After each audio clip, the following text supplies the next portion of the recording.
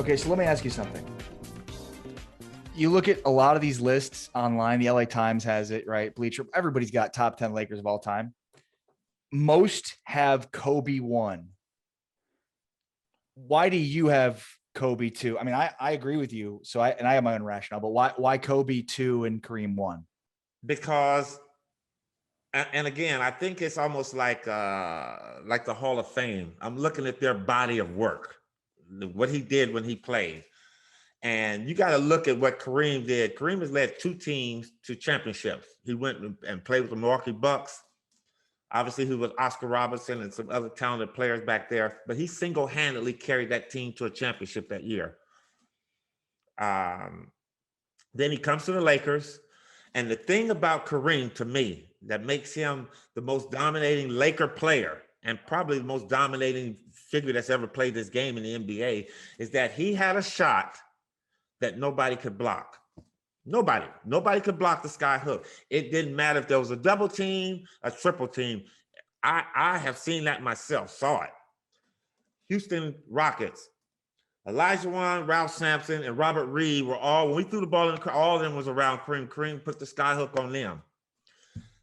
Celtics, Robert Parrish, McHale, and Dennis Johnson dropping into his lap. Danny Ainge, Larry Bird, he still sky hooked them into oblivion.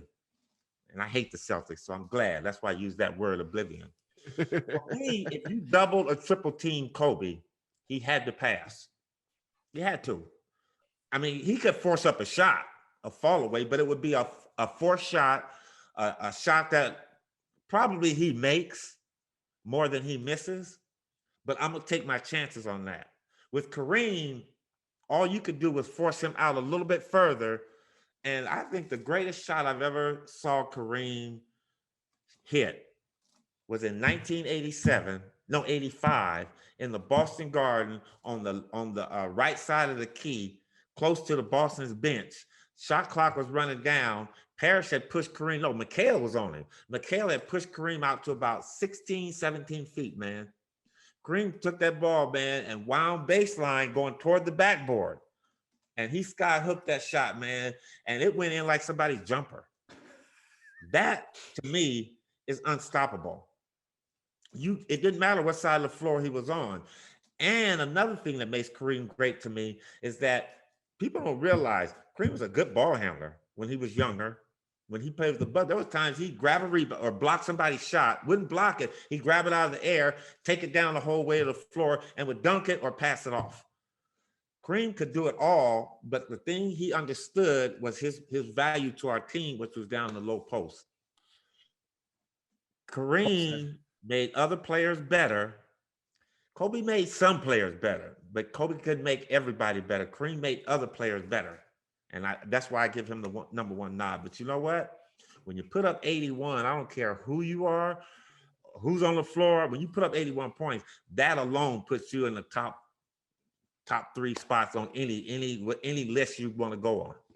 Kobe was more selfish too, and I mean, look at the breakup between Kobe and Shaq. Look at how Kareem and Magic blended together. Like, those could have been similar situations. Kareem deferred his ego for the betterment of the team.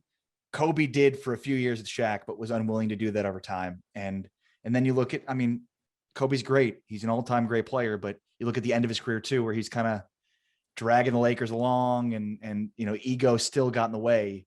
So that's your point about the skyhook is fantastic. And your point about Kareem making everybody better is fantastic. And I agree with all that. And I also think it's Kareem created an environment conducive to winning, and not to say that Kobe didn't, but he didn't for as long or as much as Kareem did.